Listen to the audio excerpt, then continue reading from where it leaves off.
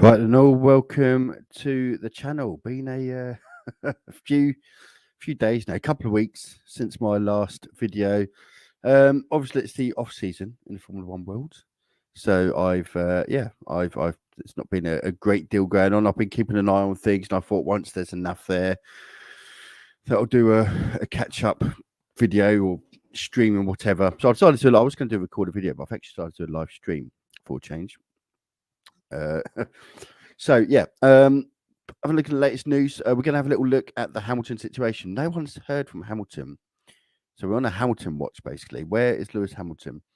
The sources are saying that a decision in regards to whether or not he's going to race next season will very much depend on the review that's due to be carried out or is currently being carried out by the FIA after the Abu Dhabi Grand Prix. So we know.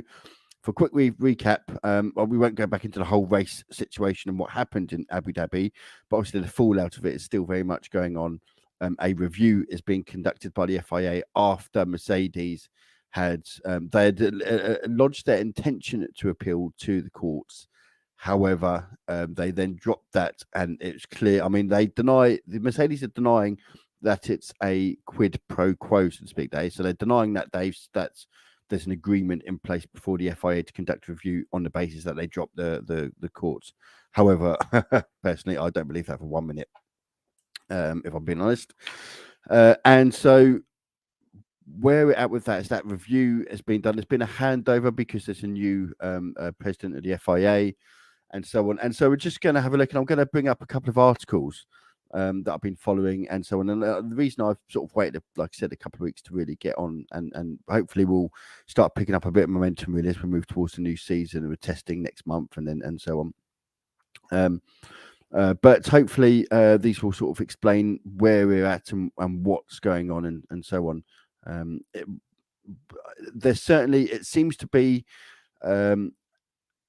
the questions I think that are going to be mentioned in the review. I certainly think that Michael Massey's position is virtually done for. There are sources, and you'll see in the article, there are many sources now that are actually saying that Michael Massey, that teams have lost confidence in Michael Massey. So it's not just Mercedes saying that. What the sources are saying, and we'll come to that in a minute with the articles, the sources are saying there are actually several people who are, or several teams. Trex, how you doing all right, mate? Nice to see you on. FI all kind of corrupts me since Todd. Todd's gone, isn't he? No, Todd has, Todd is gone. He's retired. But we'll come across all those things in the articles as we go through. But certainly the other teams are now saying we have no confidence in Michael Massey. So we'll wait and see what that brings. But certainly, as it's more than one team that's saying this now, there's an argument to be said that Michael Massey's position, I mean, we said it was untenable before. It's certainly untenable now. Good stuff, Trex. Good stuff. Have you been enjoying my videos on the other channel? As you do. I need a shave on now. I've got a bit of a tash going on there. No. Right, so let me bring up the first article. If we go over to the screen here. There we go. So the first one I'm going to use from the BBC, and this was by Andrew Benson, who's one of the F1 columnists, if you like, writers, over at the BBC Sports. The BBC is really quite crap, by the way, on its Formula One coverage these days. But he said that Lewis Hamilton will not decide whether to return to the Formula One season until he sees the result of an inquiry into the Abu Dhabi Grand Prix.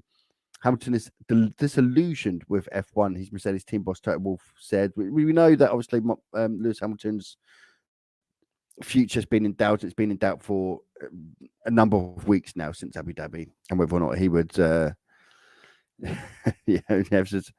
are good, mate. Yeah, family are good. And Jeremy Sod, indeed. I know. Well, someone's got to fund the channel and whatnot. The team in Hamilton said to be aligned on the issue and waiting to see what actions the FIA takes to address the matter. Excuse me. So, as far as I'm aware, that the FIA, well, again, it comes back to the point, as I said earlier, it's quite obvious to me, at least, that the FIA and Mercedes have obviously not lodged their appeal on the basis that the FIA conduct a review, and they'll call it transparent, etc., all stuff you expect to hear anyway. We'll come to that shortly. A little bit further down. So new president, new FIA president, Mohammed bin, I can't pronounce his name, Mohammed bin Salem, has said he has contacted Hamilton since his election 5 days after the Abu Dhabi Grand Prix. I don't think he's 100% ready to respond, but right now, we don't blame him. I understand his position. Some senior F1 insiders are concerned that the governing body has not fully grasped the threat for its credibility created by the final race of the season. I think that is the important thing here. I know if you're a Red Bull and a Verstappen fan, you're looking at it thinking, well, what's this thing? It's just sore loser, blah, blah, blah, blah, blah. But, and whether or not you believe the rules were broken, certainly where the integrity of the competition has really been brought out of the fact that even if the rules hadn't been broken as such, they were certainly manipulated and certainly made up on the day, and in contradiction to what they've done for many, many years, certainly in terms of the safety car. I can't ever remember, for example, a race. Now, I've been watching Formula One now since, well, I mean, probably the best part of 20 years. And I honestly don't remember a time when the safety cars out where all cars haven't unlocked themselves. It's either been all of them or none at all. I've never seen, and I don't think anyone's ever seen a situation like that before. And I think what Mercedes' point is, and I think what the review will point out, is that Michael Massey took it beyond his realm of responsibility when he made the calls that he made. He made the calls that he made, and they weren't good calls.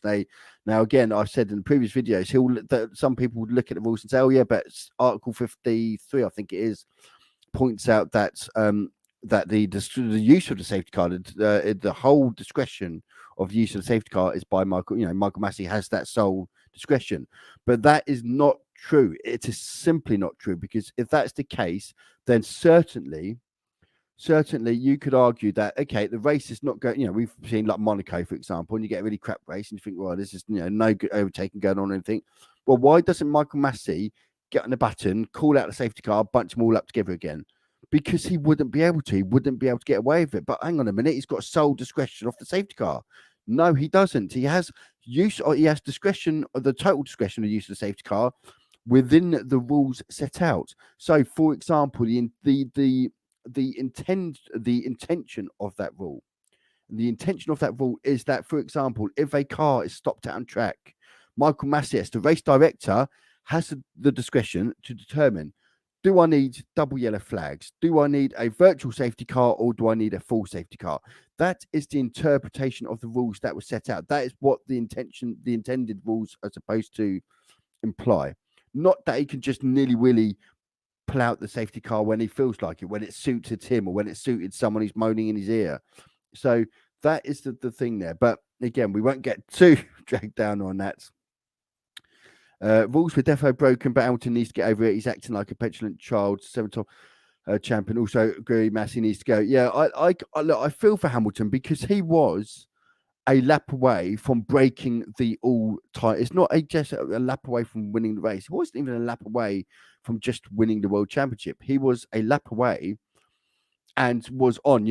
Without Michael Massey, Hamilton wins that race, and he would then become the greatest ever driver, if he's not already. Some will say he is already, but certainly the greatest ever driver in terms of the number of championships. It isn't just a race or even just a championship as far as Hamilton's concerned, because he's had 7 already. This would have been the pinnacle. It would have been a once in a generation type thing of breaking that record of the most ever Formula One World Championships. And that, I think, is the scale of what's happened. The article continues. The FIA admitted in a statement last month that the events of Abu Dhabi were tarnishing the image of F1, but also said that it has generated a significant misunderstanding and reaction from F1 teams, drivers, and fans. And I think that's a little bit hard by the FIA. I don't think it's created misunderstanding at all. I think we're all perfectly understand what happened that day. I think I think the FIA are trying to imply that no rules were actually broken. And it may well be that that Michael Massey hasn't broken the rules. However, he has taken the rules to a new context in which they weren't intended, and that's a different thing. That's a different thing. So I mean, for example, the referee could give a penalty for no reason whatsoever. It's within the rules to do that. The referee's word is final, for example, but it doesn't mean he's going to go and give a penalty when nothing has occurred in the penalty box. It's just because it'd be the sporting integrity. It'd be bending the rules to suit his own needs. So it's what I mean. It's not just because the rule wasn't broken doesn't mean it wasn't within the sporting integrity and using the rules in which they were designed for. And I think that's certainly one of the things I think will come out of the review is I think there'll be better wording and more clarification within the rules, certainly when it comes down to the safety car. One senior source told the BBC that Mercedes had dropped their appeal against the rules of the race after agreeing a quid pro quo with FIA. As I said that I thought they might have a quid pro quo agreed, although Mercedes I have to say it, Mercedes have denied that. Although Wolf said last month that they will hold the FIA to account. Contractual situation, Hamilton. So I believe he signed a 2-year contract. I think it's probably written it. I signed a 2-year contract, Mercedes, last year. So he technically has got another year left on his contract. Mercedes recruit George Russell, as we know, will be Hamilton's teammate in the next year, assuming Hamilton comes back. But if Hamilton did decide to step away from F1, it's not immediately obvious who Mercedes would replace him with. That's a video that I've had planned coming up in terms of who replaces Hamilton if he doesn't go. And the reason I say that is because I've touched on it in my previous video.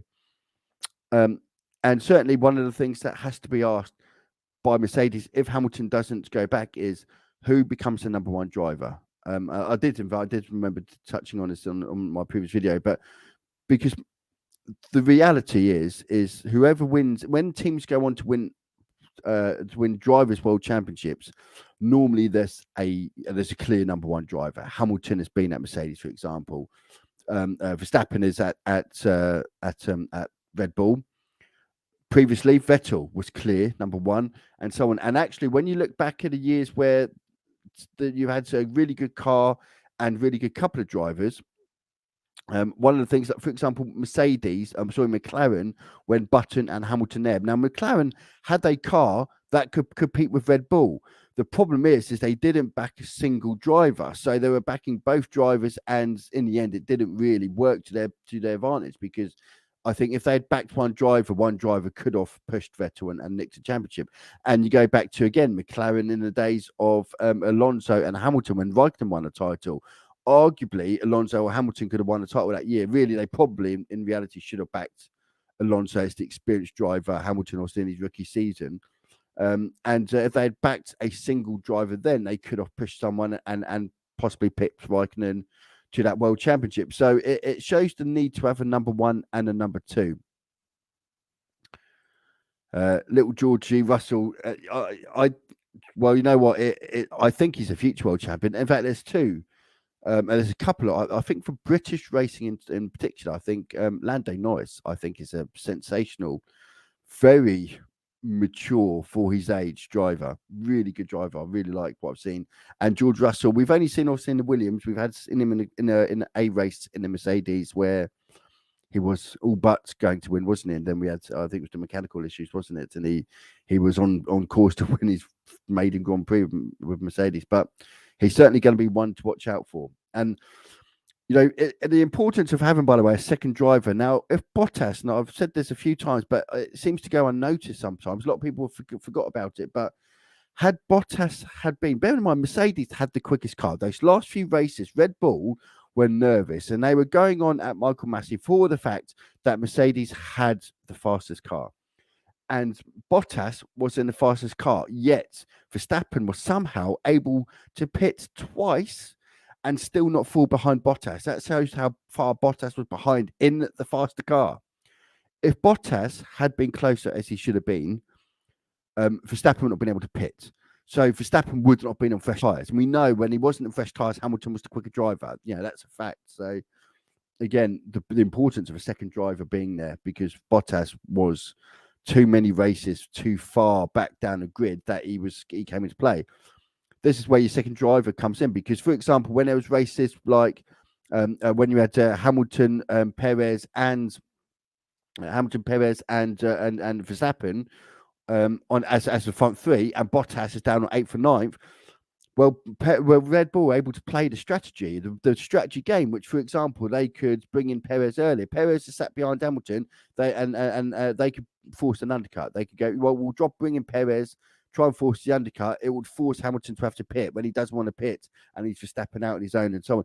Those are the sort of different types of strategies you can play by having a second driver there. You can use your second driver to have to play off the your challenger and so on and so forth, and without Bottas being, for many of the races this season, just wasn't there as a backup. Yeah, it's a Greenlando future champ. It's a good car under him, though. Yeah, look, McLaren will come good again. I'm sure. Obviously they've had a lot of recovery to do. What with the fallout from the Honda engine, and actually it wasn't the Honda. Well, the Honda engine wasn't great, but certainly the management with the likes of Bullier and whatnot were not good. Ruined McLaren, if you ask me. But don't forget, we're all new rule changes. 2022 is all new rule changes. That advantage that Mercedes and Red Bull had with the how well they had built their car is evaporated because everyone's now starting again on a level playing field. So if you remember, Mercedes were third or fourth best car until the new rule changes with the new hybrid engines, and then they gone from third or fourth best team to top by a country mile, and then going on and winning 7, 8 world titles on the bounce. So it's when you get these major rule changes, you can have a team or two come out of nowhere. We could see, for example, you look further back down the grid, Howell Williams, they've got new owners. If they put a bit of money into developing the new car. Let's see the comments. Hi, Lucas. Hope you're doing all right, mate. Bottas was always behind because he didn't want to help Lewis win the championship. Well, of course, I agree. I do not doubt that for 1 minute, time zone. I genuinely don't doubt that for 1 minute. He wasn't a. I don't think he was a particularly good teammate. He wasn't on board. But you're getting paid a lot of money to race a really good fast car, and in the end, Bottas was disappointing for me anyway. Let's quickly go through a bit more of this.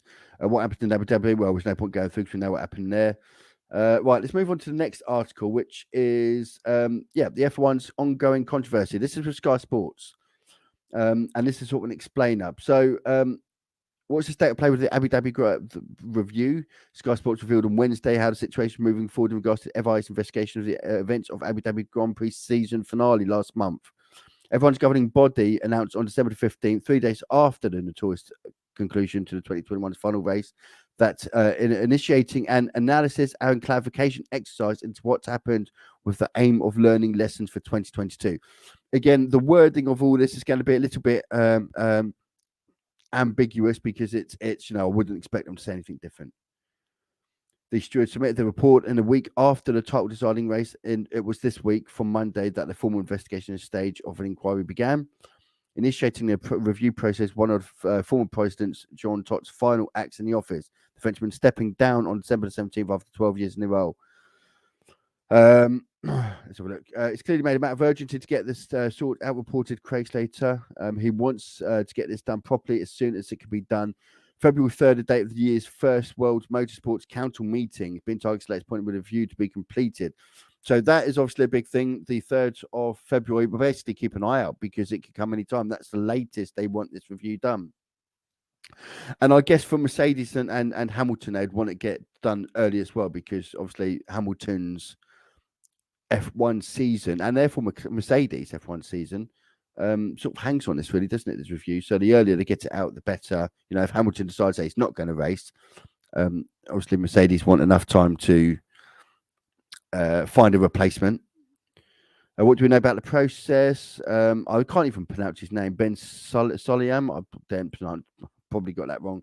Himself is understood to be taking personal involvement in the matter alongside other senior figures of the governing body. Remember, he did say previously that he can understand why Hamilton is frustrated. Chief among them, Peter Bayer, who is leading the investigation. Bayer is the FIA Secretary General of Motorsports, who is now overseeing the single seat matters in the governing body. The FIA said the process will be thorough, objective, and transparent. Now, pay no attention to these three words. Why? Because quite simply, what else would they expect them to say? They're not going to come out and say we expect it to be rushed, incomplete, and opaque, are they? It's just press talk. So objective and transparent is, I wouldn't expect any, pay no attention to that. Bear was name checked by Toto Wolff when a Mercedes boss said his news conference in the days after the race that he had received assurances that changes would be made after Abu Dhabi. Again, we said about that quid pro quo. Mercedes denying the quid pro quo, but I think all the evidence would suggest there probably was one, at least internally, so to speak. The FIA already said a review would feature input from teams and drivers. The inquiry is speaking to. The inquiry is team is seeking to speak to those who had central roles in the final race, including race director Michael Massey, the stewards, and key team representatives. They will want to speak to Hamilton too, among other drivers. What is the review intended to achieve? In its initial statement on the matter, the FIA admitted that fallout from the season's final laps and fan backlash. I can't speak today. Fan backlash was tarnishing the image of the championship, although, as suggested, the events and subsequent arguments had also generated significant misunderstanding and reaction from Formula One teams, drivers, and fans. Again, that's a little bit not the best statement there from F1, because what they're saying that the teams and the drivers aren't aware of the rules. The governing body said it wanted to have identified meaningful feedback and inclusion made before the beginning of the 2022 season, which begins in March. Of course, I think it's the weekend of the 18th. I think the Bahrain Grand Prix. We've also got testing at the end of February, which will be an interesting with all the new cars. Speaking of appearance at the Dakar Rally in Saudi Arabia at the start of the month, Ben Salem said the integrity of the FIA, it is my job and duty to protect it, but that doesn't mean we do not want to look into our regulations, and if there's any improvements to make, we will. I said in my first press conference that this is not the book of God. This is written by humans. It can be improved and changed by humans, so that's it. Michael Massey. Let's move on to Michael Massey with his future. I've said since day one, really, haven't I, that Michael Massey's future, he should go. He has to go. His position is untenable. The FIA's race director has remained in the eye of the storm over his handling of the late safety car. His future as one of the sport's leading roles had continued to be placed under intense scrutiny as a result. Sky Sports has learned several teams has expressed a lack of confidence in the Australian during the 2021 season, when there's criticism and controversy over the consistency of decisions made by race control even before the Abu Dhabi Grand Prix. So that will include, for example, things like what happened in Brazil with Verstappen and Hamilton. Verstappen had clearly run Hamilton off the track, clearly breached the rules. And whilst Mercedes would have complained about that, other teams, we know from the next race was Qatar, wasn't it? And the drivers came out of there and they said that the rules had basically been scribbled over and that no one really knew where the line was now. Where's the line for breaking rules? Well, at what point do you go from being from a racing perspective in terms of hard racing to breaking the rules? Because what had happened on there, if that was not punishable, then therefore that must have been acceptable. In that case, well, why isn't that being applied in other situations throughout the season? For example, Lando Norris received a penalty for a far less of a shove off the road, if you like, in Austria, when Perez was forced onto the gravel. And that was very soft, and yet Norris got a penalty. Yet the incident in Brazil was far more severe, in my opinion, and went unpunished. And I think it's that level of consistency. So there we go. I mean, certainly other teams are, again, Michael Massey, for me, I think he's going to lack the authority. I think that's the big problem that the FIA have got to deal with him is, does he lack the authority now? Here we go. Is it the case now that his position is untenable? Pondered Slater.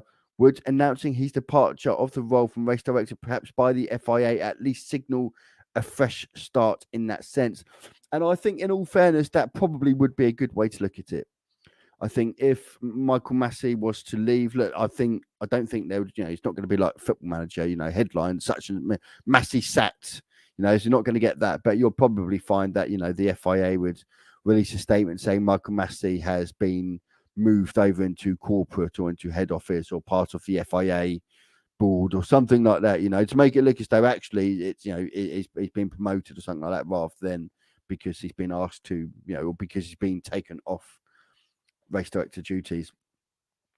Slater said, he's been a good man. He's been a very kind man. I enjoy dealing with him on a personal basis myself, but there is too much noise around his position. But is there too much noise around his position? Yes. That's the answer to that. Yes, there is too much noise. Mercedes have denied that any quid pro quo deals have been struck. As we said, speaking in his news conference before Christmas, Paul said that the transparency was paramount in the post Abu Dhabi investigation. In the day and age of transparency, such decisions cannot be made anymore on backroom deals. Yeah, but I think it was a backroom deal to get the review, I believe. Why am I optimistic that the most stakeholders in the sport will share my frustration and decisions that have been made throughout the year? Everyone who is a racer, you guys, us, know what happened. So nevertheless, I have confidence because we'll be pulling some of the rope in the same direction. The teams and I have feedback from the teams and from the drivers. And then, of course, what do Mercedes want to happen with the review?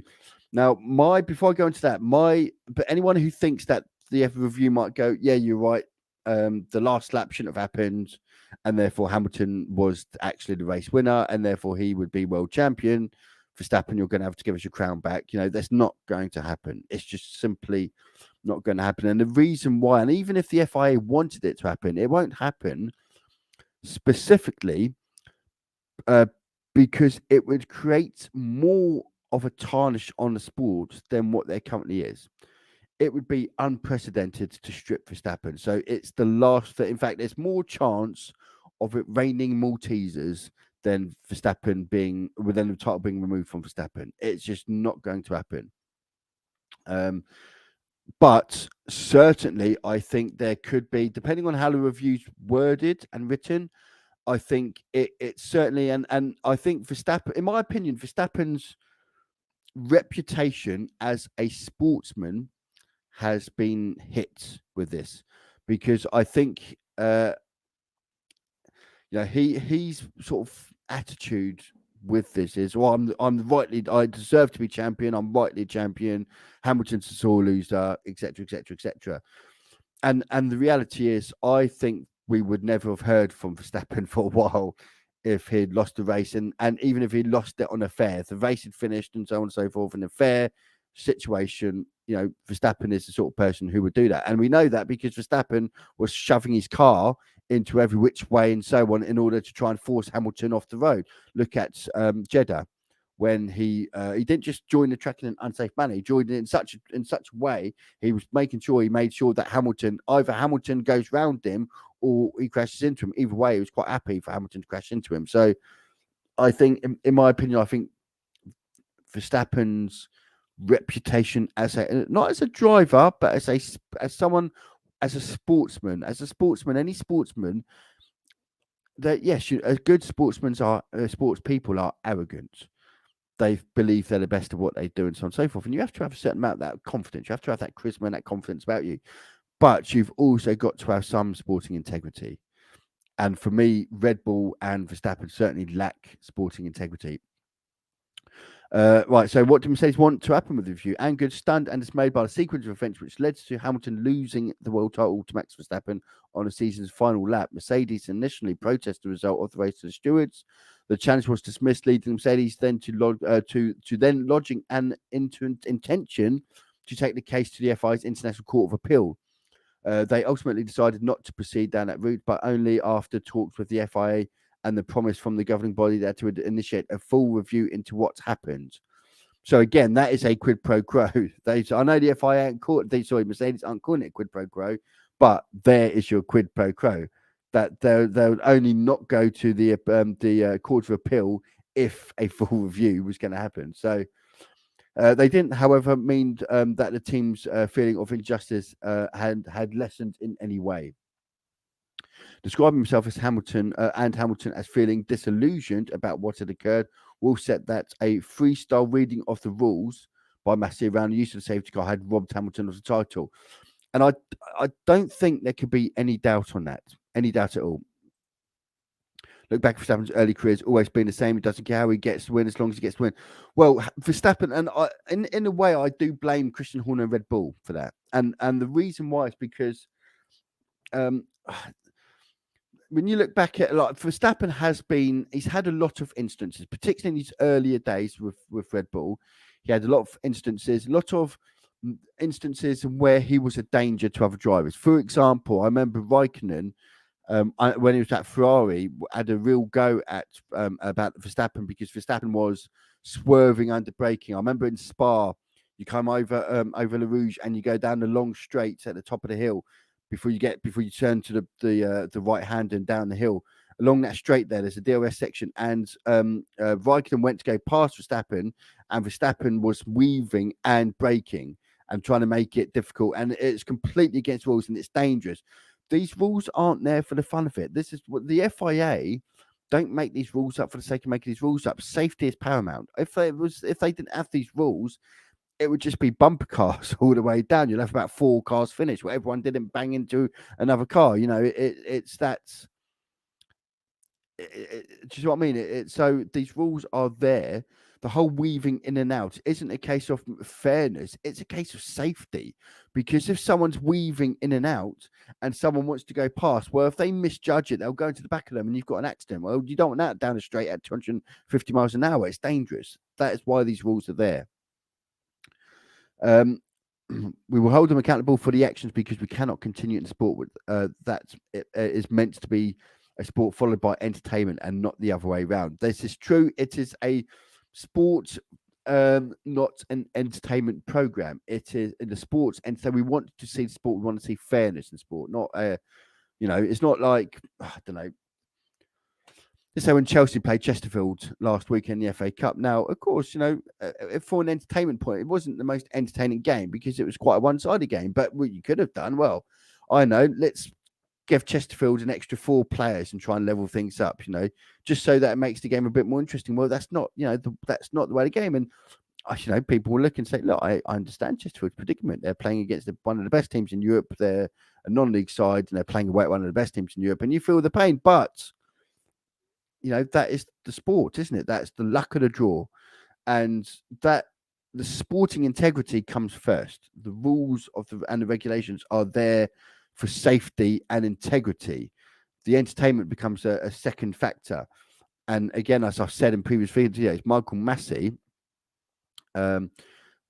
with his decisions, he was looking at the entertainment side of things, but it's not his job.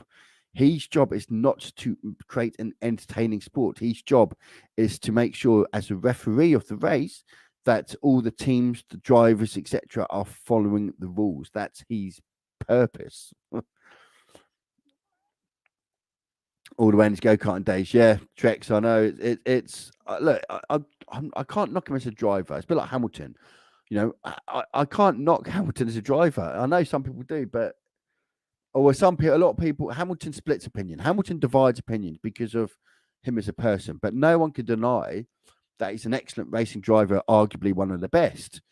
But as a person, do I think he's a nice person? No, I don't. I think he's an arrogant person who's forgotten his roots. And what for me, and I've said this in previous videos, the bit that got me against him was when he sat there driving in his convertible doing an interview for Sky. In Monaco, where he's now living in order to avoid taxes as a tax haven, sit there and say, well, I've got bills to pay for too. Well, yes, Hamilton, that's great. I know you've got bills to pay for, but your 25 million quid a year, I think just about covers it. So as a person, I think he's I think he's a spineless, toothless twat, but I can't knock him as a racing driver because he is arguably the greatest ever, arguably. There were some ransom ad hoc decisions committed in every field, be it technical or sporting, and therefore there needs to be a clear message in place before the start of the season, so every driver, every team, and every fan understand what is on and what is not on. Again, I think that's referring to probably the overtake, if you remember, by or not the overtake, but the shove. But also, don't forget in Jeddah as well, where Verstappen brake checked and caused Hamilton to go to the back of him. That was also another incident that could have been another. In other words, in the last 4 races, 3 of those Verstappen could have had penalties. 3 of those he could have had penalties. How many penalties did he get? 1, which actually made no difference whatsoever to the race itself. What's the speed for Hamilton? Good Mercedes made it clear that it had been aligned to their star driver every step of their approach to the immediate days after Abu Dhabi. It can be assumed that remains the case that 1 month on, as team and star driver await a satisfactory outcome from the FIA investigation, as reported by the BBC. Indeed, as reported by Craig Slater on Sky Sports News on Monday, it is understood that the 7-time F1's future remains unclear 6 weeks before the winter testing, and that the outcome of the FIA's inquiry is central to its resolution. The 7-time world champion has not conducted any interviews or posted via social media since speaking in the immediate aftermath of the race podium. That's what the old "Where's Hamilton" watch. Where's Hamilton? Indeed, his only comments after the events of the final laps came out through on-board radio channels where he said this has been manipulated. But yeah, so anyway, I wanted to come on and share all that with you. Let's have a look at some of the comments. There were some comments on here, and I thought I'd go through a few of those. Here we go. Yeah. So I've got them in highest rated. So these are all comments that viewers on the BBC. You can go onto their website, and where they've got to have your say. If you're signed up, you can put your comments on there and so on. Michael Messi has determined the outcome of the championship. He used his discretion to interpret the rules in a way that have never been interpreted before to create a restart from which there was only going to be one winner. That is not his job. Absolutely true. 100% true. Could not have worded that better myself. Messi must go, fiasco. Yeah. I don't resent Verstappen taking the championship. He did enough over the season to merit it, but not in this way. Lewis did not deserve that. F1 should hang its head in shame for that sham. Lewis, with his 5 laps to go, 11 seconds lead and 4 cars between himself and Max, and then finds himself on old hard tyres against the driver on fresh new softs. That's not racing. I half agree with that, but I have to say as well, when it comes to safety cars and whatnot, that is a typical sort of thing. Yeah, that is you do get caught out. People get caught out, and they do every time there's every time there's a safety car, which is in most Formula One races, you do have the situation where you can be unlucky. You can be at the wrong place when the safety car comes out, and therefore you're not able to get into the pits quick enough, and so on and so forth. And it happens. That happens. It's the way in which in this particular situation where it ended. Is to bringing in of the safety car, or when it should have been brought in, and how it should have been brought in particular. But one thing I'm in 2 minds, and perhaps it's controversial in this, but when people say about, well, Verstappen deserved it and Hamilton deserved it, well, you can't both deserve it. You can only have one winner. And the reality, yes, some will say, well, Verstappen won more races. He won 2 more races than Hamilton. He did because of that last race. If Hamilton wins that last race, which he was going to do, then they finished level on races. They finished level on races, but Hamilton wins the title because he would have scored more points. And it's about points rather than race wins, so to speak. For example, in a football, you can win a title winning less games, not too many less, but winning less games than your rivals if you accumulate more points via draws, for example. If one team wins 10 games and draws 10 and loses once, as opposed to a team that wins 11 and then loses 9, guess what team has more points? So, if you see what I mean. So it doesn't really, in my opinion, change the situation there. Right, let's have a little bit more what's going on. It's hard to criticise. Oh, we've done. No, it's we haven't done this. It's hard to criticise Verstappen for turning up the rule book when he goes to wheel in racing. If it's the race director appointed by the sports governing body, the FIA does the same thing when it comes to making racing decisions. Lewis had that in the bag. Mr. Massey took it off him and handed it to the Dutchman. Shocker. I do get that. Verstappen is going like any children. I'm not saying Verstappen's are children, but when it comes to setting boundaries for children, if you allow a child to misbehave, they'll push that boundary and they'll see what they can get away with. And I'll go, I got away with that. And they'll push it a bit more. And then they'll push it a bit more. And they'll push it a bit more. And what we saw in Jeddah when Verstappen brake checked Hamilton, that is the result of boundaries that had not been set by the parent, if you like, in Michael Massey. Think of Verstappen as a child and Michael Massey as the parent. Massey didn't penalise Verstappen for shoving Hamilton off the road. So therefore, what happens to the next race? Well, he does it again, joins in a safe manner, pushes that boundary a little bit more, and then eventually does the brake check and so on and so forth. And he's just pushing the boundaries as far as he can possibly push them. When those boundaries should have never have got that far, because those boundaries should have stopped long before them. We'll do a couple more. If it's not deserved title, if the rules have been broken, Hamilton beaten, F1 is a joke right now. About what a fast F1 has become, it's too controversial and complicated to understand where rules are not applied consistently. For that reason, I'm out. Complete joke. F1 has lost all credibility by this ludicrous decision. F1 will never watch another race again. Complete farce, not worth the air I breathe. 14 seconds ahead and 4 or 5 lapped cars between, but somehow manipulated for someone else to win. Good TV for a pundit, maybe. And I think what is important on that particular point, I'll make that my final point, but what is important about that particular point is that there were, because of the build up to the race, the final race, the Abu Dhabi, the spectacular event it was going to be, and how many people had tuned in to watch the race that wouldn't normally watch the race. It was free to air in the UK, which makes a change, let's be honest, these days. And so on. A lot of people watch the race that wouldn't normally watch the race. And they watch and they go, I don't quite understand. People look and think, I don't know if I could watch that. A lot of people I know who've never watched or rarely watch F1 saw what happened and go, I don't know if I can watch that. I don't understand how that could be deemed as fair. And so this is where the integrity, and I think the FIA, again, if they want to reach a true conclusion, they should be speaking to, or they should be reviewing what the fans say. It's all well and good asking what the team's saying, what the driver's saying, so on and so forth. But why not ask what the fans say? Why not survey fans? You've got a Formula One site which you can register for. I'm registered on there. There are, you can send out a survey to all the people registered on the F1 website.